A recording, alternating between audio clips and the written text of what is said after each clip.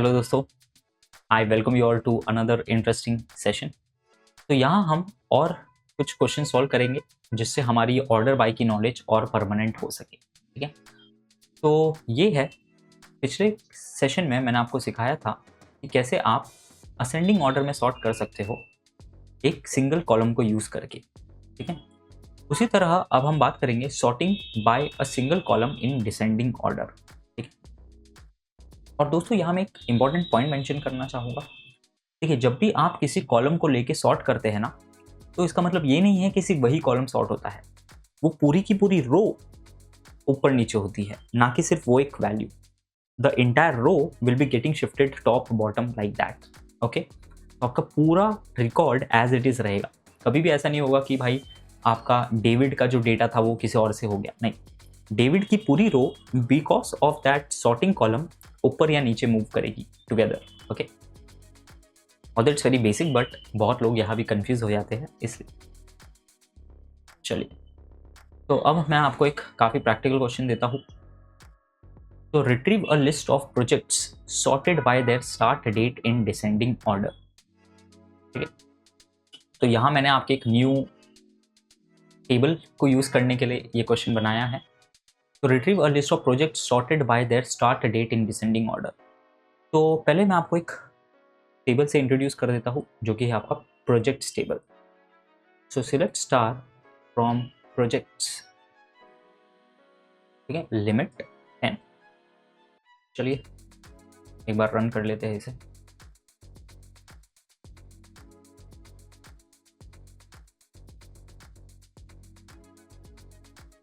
तो जैसे कि आप देख सकते हैं यहाँ मेरे पास प्रोजेक्ट आईडी है, प्रोजेक्ट नेम है, डिपार्टमेंट आईडी है, स्टार्ट डेट है और एंड डेट है।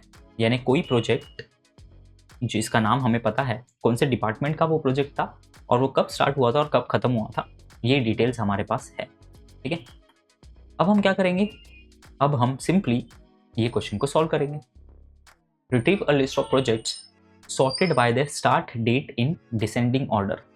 Start date in descending order यानी सबसे रीसेंट स्टार्ट डेट, फिर उससे नीचे, फिर उससे नीचे, एंड सो ऑन।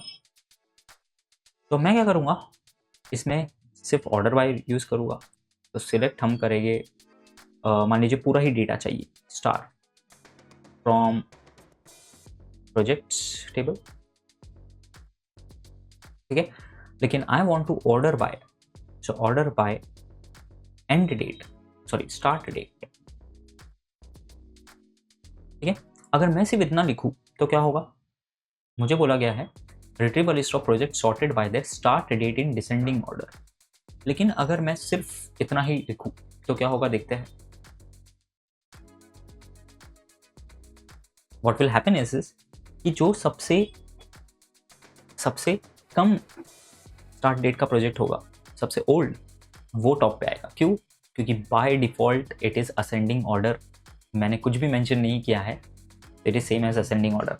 बट मुझे क्या बोला गया है, इन डिसेंडिंग ऑर्डर बोला गया है। तो ये आउटपुट तो रॉन्ग है, तो मुझे यहाँ लिखना पड़ेगा DESC और descending order. I'll just simply copy this and I'll run this.